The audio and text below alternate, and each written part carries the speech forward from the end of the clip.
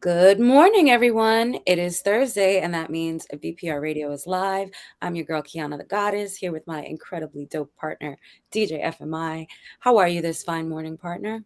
I'm all right, Kiana. I'm feeling good. Allergies, still doing their thing because I'm upstate, so I'm just dealing with a bunch of trees and things like that. But enjoying the Yeah. greenery, enjoying the scenery, and enjoying this watching the weather change. So, how are you feeling today, Kiana? Yeah, I definitely have that same appreciation like you, partner, for nature and watching it. Actually can't wait for it to warm up just a little bit more. So I can go just like take a walk on the beach. We've had like some rain and stuff, but living by the water is so monumental for me. That's definitely one aspect that is important. Like even when I move, I need to be like by some body of water, if not an ocean, a lake, something that can give me that just that sense of balance. And as air signs, as cardinal signs, like we need that. Nature helps to keep us grounded, so it's a good thing. You see me, Kiana. I'll be waiting till it snows just so I can get my little snowboarding and get my adventurous side out. So I definitely understand that. Kiana, I know we have our guests getting ready to enter the room in a few minutes, but before that, would you want to jump into any topics, or we could save it for a little bit after? How are you feeling today? Yeah, but let's definitely jump into some things. I think one of the biggest things that I don't know what's been going on previous, but Tina Turner has passed away at the age of Yes. 83, I believe. At her home in Switzerland. Yeah, iconic. I mean, what a way to go out, I will say, right? Like that's how I would like to go out in my home in Switzerland, right? That sounds about right. She was such an incredible woman, and she has persevered truly through so much and really set the bar for women changing the narrative of, especially in domestic violence, right? And kind of taking Yeah, their but power back. And then even the fact that she became a Buddhist, learning how to find that inner peace and transcend mentally.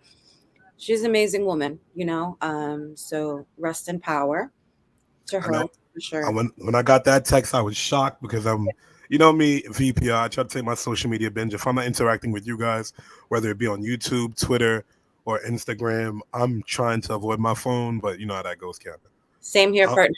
so when I so when I got that news, that really took me aback. When you sent that text message, I really sat there and then I read the article about her, and I was reading back into her life and seeing all the things that she's done, Yeah, being an inductee into the Rock and Roll Hall of Fame, right. all of that. And well So deserved. She was epic, man. And her we. voice and the power and those legs and those heels, child. Let me tell you something.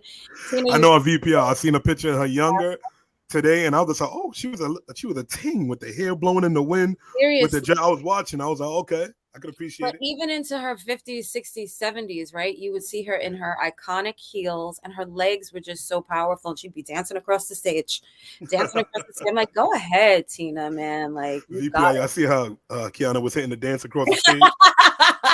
it. I love to dance, partner. That's a fact. And in other news, just my personal taste upon things lately.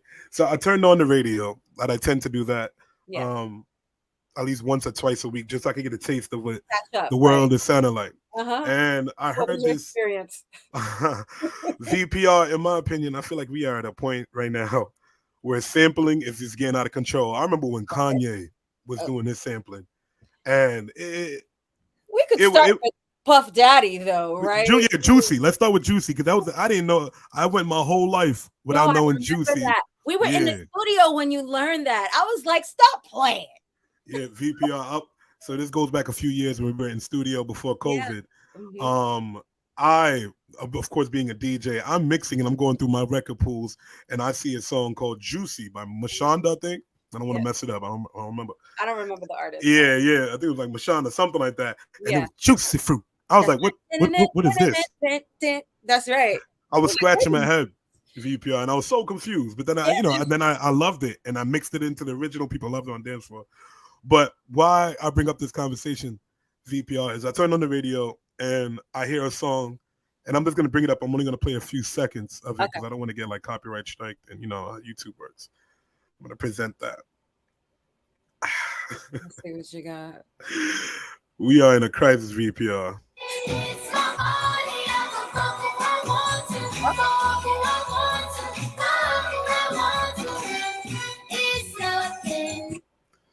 I have VPR. I'm not gonna play too much, but I have Party and I'll cry if I want to. Right from the 80s. yeah. Mhm. I have no issues with Coil Ray. She caught another hit with Yeah. players, girl, girls and players too, Hmm. and she sampled that record, Yes, she did. and it grew on me with taste. Right. And then to get Buster on it, and you know how he worked in, so Right. it was a Right. great record, Yeah. VPR. Now, when I hear this record, it's my body. I could go I want to. Right. I'm not gonna say this not gonna grow on me because I'm not trying to just air it out. But this sample is just it. I don't know, like this remaking of history and older songs. It's But coming off as just like gimmicky, you know. it's all very gimmicky, but if you look around us, partner, we're definitely in an era that's lacking originality. And that's why I find it crazy that they're now trying to fit in, like, as a professional writer, I feel violated that they're like, AI can write books and it will never have the depth and capacity that a human being can spin from their mind creatively, Let's right? talk about it, Key, But because this I is see what's AI. happening. Where's the originality in television? Everything is coming back, right? They are redoing, they're taking the people that were the kids in the shows 20 years ago and doing a remake. They're doing part two. They're doing it. There is no, or I won't say no, that's very strong. There's very little originality in the creative sphere. And it's crazy because we're in an era where technology is booming and things are all over the place and we're creating and we're scientifically getting to the next level and the next level. And yet we're lacking creatively. Hey, I know this a little bit off topic, VPR, but first off, defund Easy Pass. I bring up Easy Pass because once I seen I was left. once I seen Easy Pass took away the jobs at the booth, and basically you just going through, and then we really had the Easy Pass part. I knew it was up. So with AI being here and just taking more of this the artistic taste out of the music, I'm listening right now. I, I'm a part of the problem because I'm listening to AI created songs by Drake and Weekend, Hmm. and it's like I'm getting the older 2016 Drake, and I'm Hmm. getting the 2012 Weekend, and AI is recreating that. Of And course.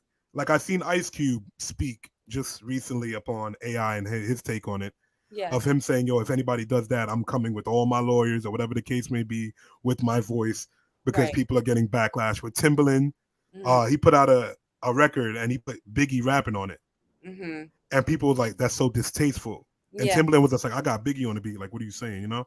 So I Right. just feel like we're in that point His now right where, to do that beat because we know there's a lot of unreleased music, right? It's yeah, not right to do that, right? Like his family didn't sign away on that. You don't know that he would have wanted to be on that personally. It's just not right. Like, stop. and I think AI is just putting a lot of creators in a place right now where it is scary. As a DJ, I'm watching AI create playlists for DJs. What's the next year of it not just doing my transitions or learning me? This is what I'm And saying. so I'm not knocking it. It's gonna come to It's giving it, iRobots. it, it, you saying iRobot? I'm thinking Terminator soon. Like Right. it's a lot. It's a lot. VPR Skynet. It's out Mhm. there. But yeah, nah. Just the sampling is out of hand. The AI thing it's a trend that we're gonna have to get used to. I just want to see how they tackle this subject in schools and like just plagiarism and things like that. Like how are kids using it? That's another question. Right. When kids start using Chat GPT to write their essays and stuff, like what are they really learning, right? The whole idea, like so much is just being removed, and I think it's just another level of programming, right? If someone doesn't have to take the time to research to write a paper, they won't necessarily learn. They'll have the paper pretty much written for them. If you learn consistently not to do research, you'll never do research. If you don't do research, you'll just take the information that's given to you, right? You'll never learn things for yourself. So it's separating the art of true education, right? Yeah, Interaction, taking the time to research and understand things. And when you don't understand that portion, you research that. Again, as a professional writer, this is what I do. And I love to learn. So even now, like book banning is a whole topic. Did you know that? this That is book there's banning. Put me on. literally banning specific books to be into the educational system. And there's this whole, like, the country is up in arms. So, so many of these things, again, affect the layers. And when we impact our youth directly, we took the arts and stuff out of our schools, right? So creatively we're doing that. Now we're just seeing repeats, like we were just talking about. We're seeing a lack of creativity in book writing and movies and music. So you're teaching kids just that repetition of repeating what they see. Nostalgia sells, and we've been banging on it for a while now, and Mhm. we're all getting older, and it's getting a little bit too played out. That's what it is. I agree. I agree. But I definitely want to see what these ladies have to say about this topic. And I see that the Remembering Us podcast hosts have arrived. So let's definitely bring Ellery and Lisa up to the stage. I have been looking forward to speaking with them, partner. I know you have as well. Hi, ladies. Good morning. How you guys doing? Hey, good morning. How's it going? Good to see you guys. You too. It's good to finally have you here. We were finally able to coordinate and get it going. So we're happy to have you here. Shout out to JD for making this happen. Yes. And we really just want to delve straight in to your podcast and kind of where the concept began and why you felt it was necessary to create this, and tell us about what it is for those that haven't seen our flyer and whatnot, what it is, why you created it, and where the idea stems from. Yeah.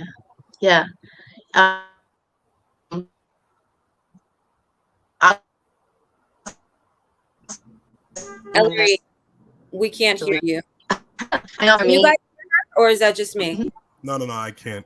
Everyone's choppy as well. Maybe if you move inside closer to your Wi-Fi, it might be the signal that's lacking. But in the meantime, we'll have Lisa jump in and tell us.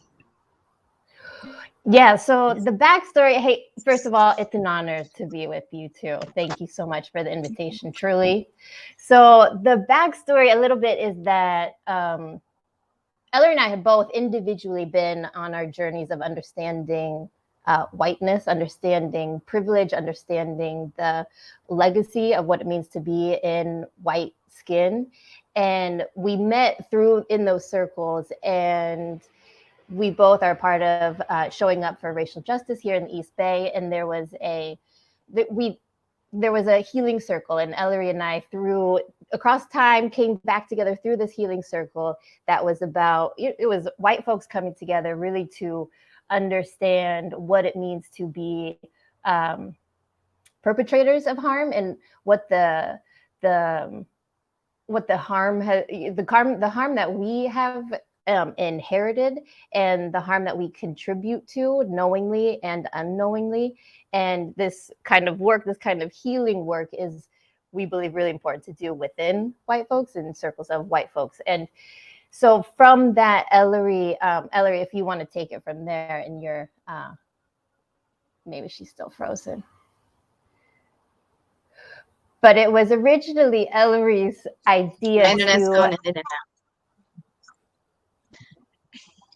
Yeah, can you hear me okay now? A little bit?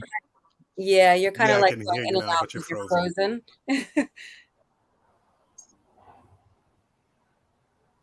All right, we might have to let Lisa take it from here. Yeah. Oh, no. So at the end of our healing circle, Ellery told us all that she had this idea of a concept of working with stories. And in the name of understanding, our racial harm in this country. And I was, at that time, I had taken a sabbatical doing genealogical research in New Orleans. And it was all about collecting stories.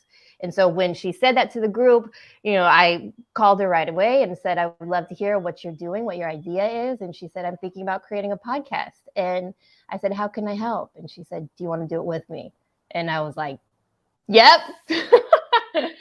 So that was the beginning. And it's been quite a journey understanding, what it is that we're creating, what our hope is, what our vision is. It's been coming back to the table, so to speak, of what we're creating, who it's for, the why, and then getting into the conversations. It's really a platform for folks to share their story, their individual stories, which we believe, our collective stories, our collective history is the individual stories of each other.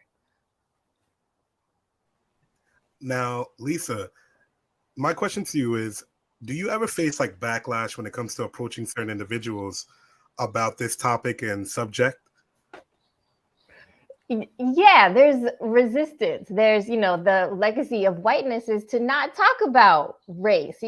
As white people, as a white person myself, I've been raised in this culture, in the society, to not talk about this concept that white people created, which is race. And so when there is, when we're broaching the topic, there is resistance because it's going against the stream, so to speak, of what I've been conditioned to do.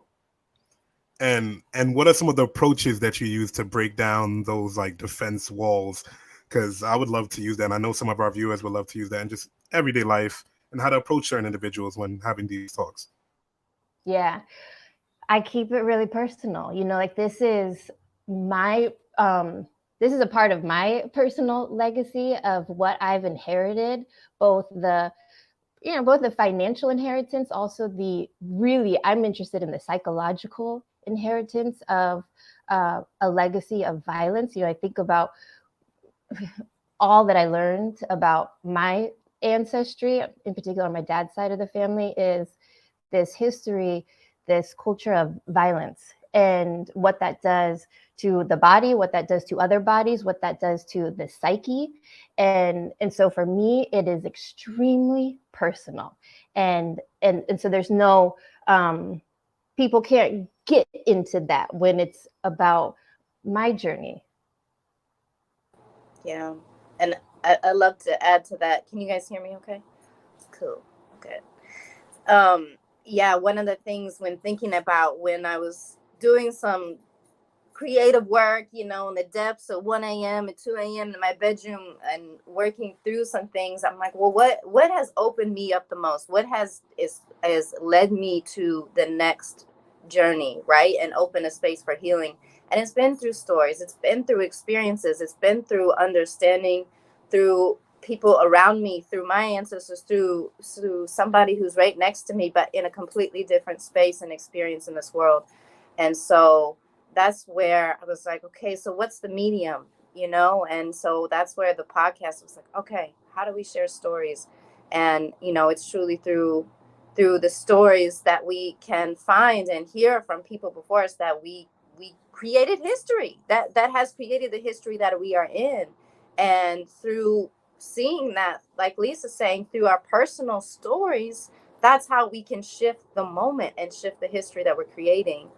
And, especially as white folks, there's a cultural tendency to intellectualize and to read and to separate from our feelings and our emotions. But when there's somebody sharing from their heart right in front of you, it's very hard to do that.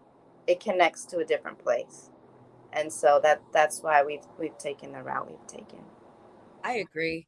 I would love to ask a personal question to you both, which is, when did you recognize that being a white person, you had some sort of privilege? And what about that made you uncomfortable that helped you embark upon this journey? I can definitely start us off and mouse to you. Oof. I remember about 10 years ago, I was working at an organization called the Urban League in Madison, Wisconsin. And I realized it's a Black-led organization. And I realized that most people around me had a very different experience in this world than I did. I was coming out of college, got my bachelor's degree, grew up in suburbia in Grand Rapids, Michigan. And I just, it was a wake-up call. It was a wake-up call. People were experiencing a lot more death. People were experiencing a lot more grief. And there was separation because of that ignorance that I held from not knowing that experience. And that separation is what, I mean, it turn me upside down and destroy me. I need to be connected to people around me. I need to have real and meaningful conversations. I need to understand people around me. I need to be understood. And so that's when I just started diving and learning. And that was really the fuel. And yeah. And so it's a lifelong journey, truly lifelong journey. But there's so much more liberation when you can understand yourself that much more deeply, right? And understand people around you and fight together for that liberation. Yes. And healing is definitely a lifelong journey. Lisa? For me, you know, I've always loved to travel, and I was in Argentina, and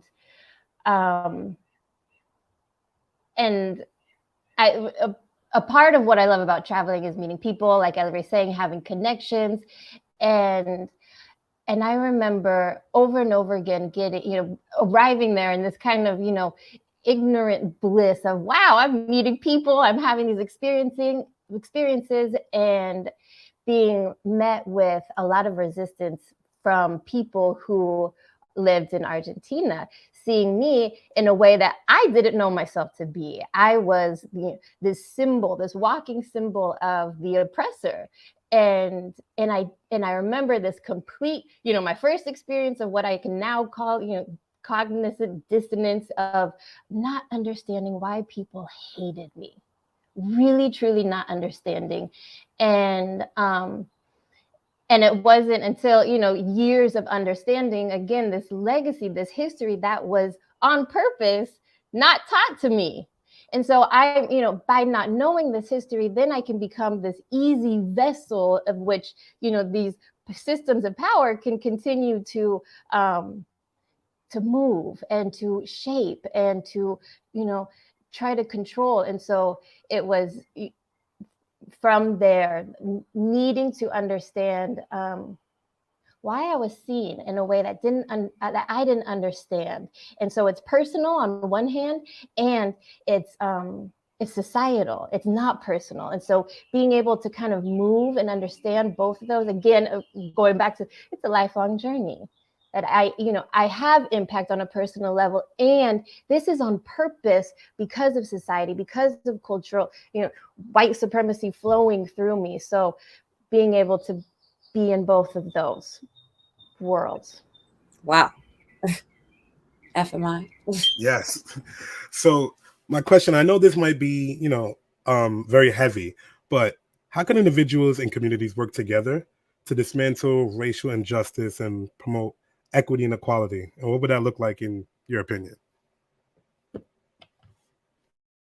Big questions, right?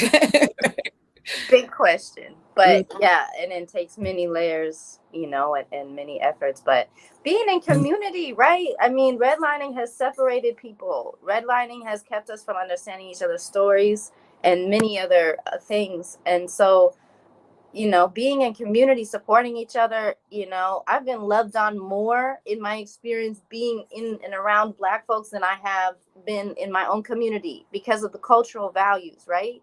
And just supporting each other, being interdependent, needing each other. That is something that, is frowned upon in white culture because it's individualistic, right? And it's you bootstraps and you're alone, and maybe you're in your nuclear family, but man, it's critical to us as human beings and how we were created, right? So that's one thing for me, because in our shared journey in our lives, we have to support each other. We can't turn away. We have to understand each other, and that's how these movements work. So that's my 2 cents. Okay. And Lisa, would you want to add on, or? Yes, please. So what I think about is, so I'm a teacher also, another hat that I wear. And at our school, we're dedicated to reparative justice. And it's, it's far from being anywhere near what we hope for it to be. Regardless, a part of reparative justice is this concept of understanding, parties coming together, understanding first what happened. That's always the first question. Whenever there's conflict, it's what happened. And not just what happened and letting one party, so to speak, say what happened, but allowing for all parties or both parties to say what it is that happened. So there's this concept of truth telling. And so in another realm that I'm in, there's these groups, one group called Coming to the Table, which is a group of descendants of enslaved people and descendants of enslavers who come to the table, so to speak. Before COVID, there was a table, and there was this experience of truth telling of what happened, and not speaking intellectually about what happened from what we learned about what happened in your family. And so we're naming what happened, and then from there we can begin to make the through line of how is this manifesting now?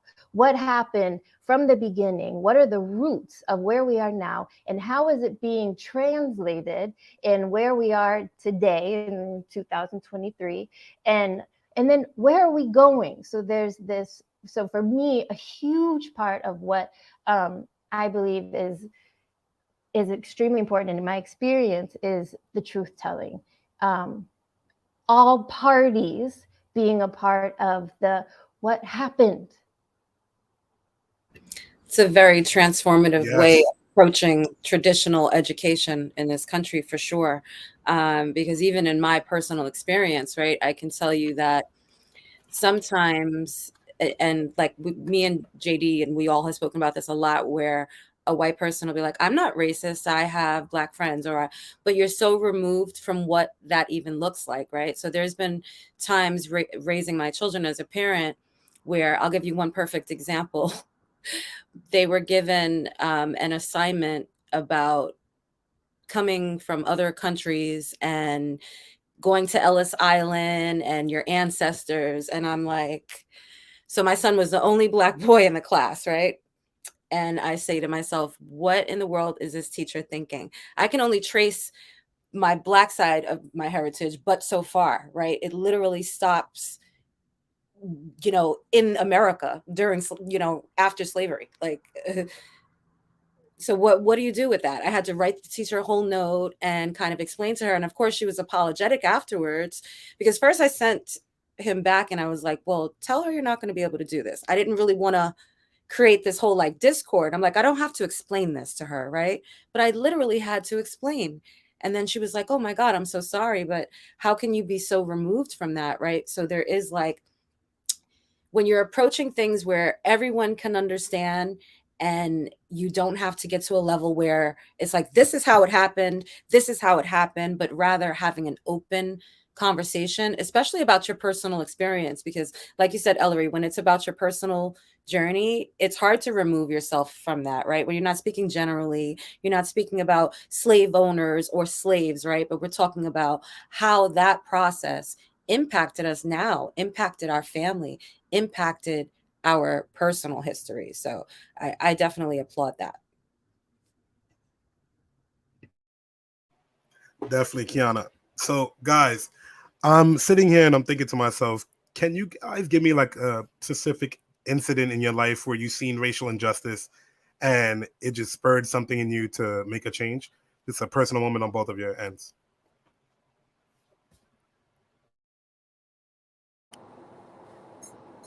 Every day. I mean, I work with young folks who are 1 foot in the streets, 1 foot out of the streets. I'm an employment counselor, and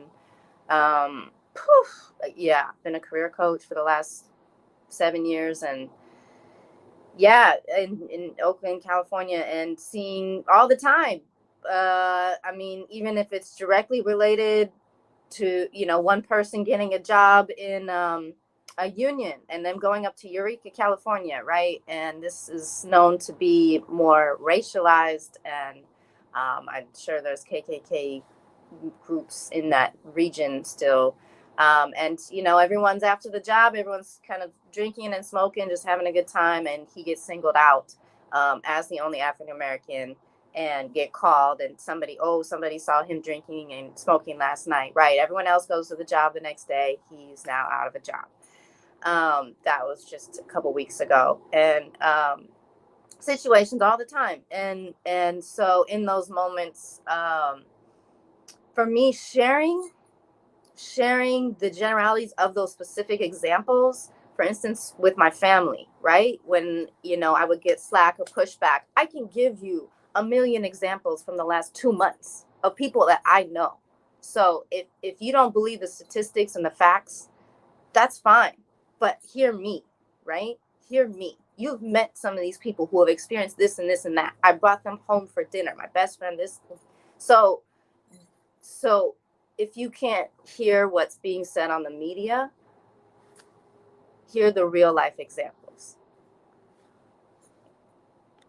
Well said. Well said, Ellery. Lisa? So a couple of things specifically come to mind that I want to talk about. First on a personal level, I have a car and I didn't have my registration up to date for over 3 months. And I drive my car almost every day. And it wasn't until my Black friend, who's a man, was driving my car, who wasn't driving my car, was moving my car because I left my car at his place. So he was just moving it because, the 2-hour parking limit. And he got pulled over right away. And so that is one example of a very personal. And another thing that I wanted to talk about is that, being that it's the 3-year anniversary of George Floyd, and what I want to speak about specifically in terms of legacy of, whiteness and what whiteness has, what it's done to white people, and thinking about specifically George Floyd being under the knee of Chauvin, and thinking about what is etched in my mind is right now is Chauvin's face, the look on his face when he was killing George Floyd. And I think about the work of Joy DeGroy, who's done a lot of work and written a book about post-slave syndrome. And there's this particular moment where she's giving a lecture and she shows an image of a Black man being lynched. And around the Black man is a group of white people who came out all the time to watch.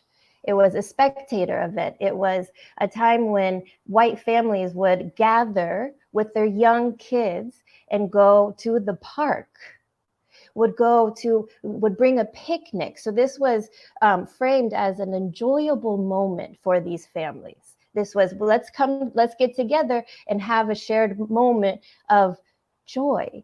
You think park, you think picnic, you think family gathering, and it is to lynching a Black man. And so what she points out is she kind of circles the look of a little girl in the image. She may be 8 years old. And she says, what is happening to her? And so I think about, the desensitization of whiteness and not and what has been lost in humanity to see any kind of injustice or violence or harm against another person and not feel that. What's happened in the white psyche, in the white body, to not be able to feel that. And that worries me. I completely agree. I think that worries us all. And we often talk about that because it goes even further, right? Like from a societal standpoint, there's constant desensitizing going on in what we see around us, right? And you don't have to be watching someone be lynched if you're 8 years old and you're watching someone be violently killed on television just in fun, or you're playing these types of games just in fun, and you don't connect it to this is terrible, right? So yeah, I agree with that so wholeheartedly. It's such a deep conversation, right? This is definitely not a one and done type of conversation, or even something you can figure out if 25 of us were here together collectively. But I think it's such a great introduction and continued ongoing journey on having these conversations that we can have together and we can unify and create that message of understanding first, right? Because that understanding is what removes that fear, which is where a lot of the hate even stems from.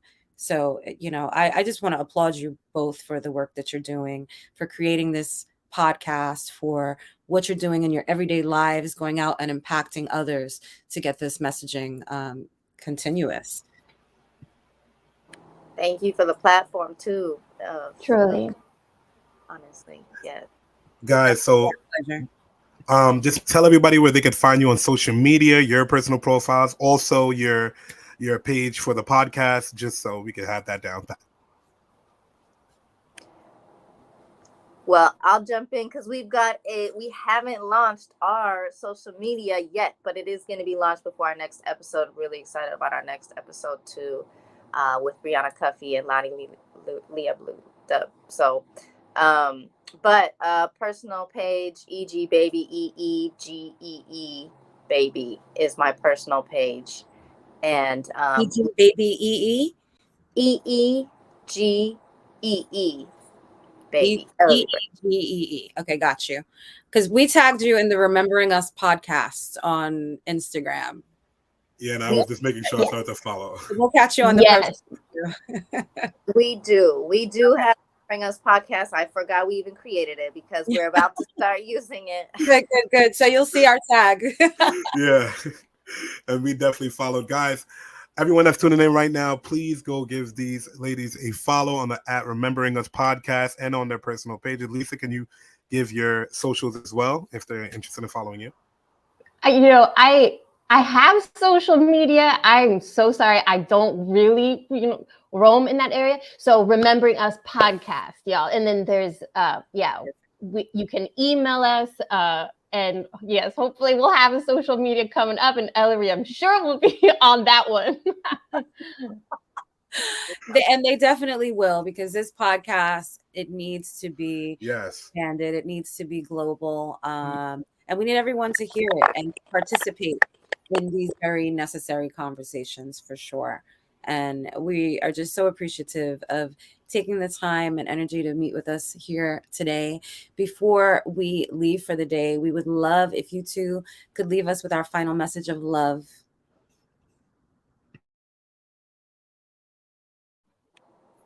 Go ahead, Lisa. Oh, well, wow. That was wonderful. Final message of love. I mean, something that I keep coming back to is in this, work. It is the love that is fueling all of this. And it's really, it can be really hard. There's moments of deep shame. There's, lingering moments of guilt and grappling with and trying to reckon with so much harm that always what is coming back to me is the people that I care about, the love that I feel, and the love that I want to continue to cultivate within myself and then with other people. So that is the fuel. Truly. And these spaces, these conversations, and the restorative justice, like Lisa was saying, those moments when we talk about harm, those bring us together. And the fact that we're willing to come to the table on all sides, whatever it is, interpersonal harm, whatever it is, that is actually an act of love, to see and hear each other and work through those things. So that's why we do it, to get to the next level. We're going to the next level. So you guys heard it here first on VPR. Make sure you follow the Remembering Us podcast. I'm already a fan. I know Qiana will be tuning in. Period. And hopefully we could be guest on one of the further episodes. But guys, thank you for stopping by. I appreciate you. We really have a lovely day. Thank you so much. Such an honor. Thank you. It was an honor for us as well. Go and have a great day and intention. Thank you. Take good care. You too. Go do. Awesome, partner. We have the best guests. I mean, like, no one could ever say that we don't. If they did, lying. VPR, hopefully you tune into all of our episodes and you take something from it weekly. There's always something that we're always trying to drop a jewel or teach you or open your eyes to something. Because myself here as a host, I am having different views upon things that I didn't think I would. Yeah. And that's the beauty of VPR. It is, partner. And I'm so appreciative to do it with you because I couldn't do it with anybody else. You're the best, man. Qiana, ditto, vice versa. Now, VPR, make sure you subscribe to all of our socials for the people that are watching right now. Thank you for the people that watch on YouTube. Thank you, Spotify, all of the streaming platforms. And we will see you next week. Yep. Love you all. VPR Thursday.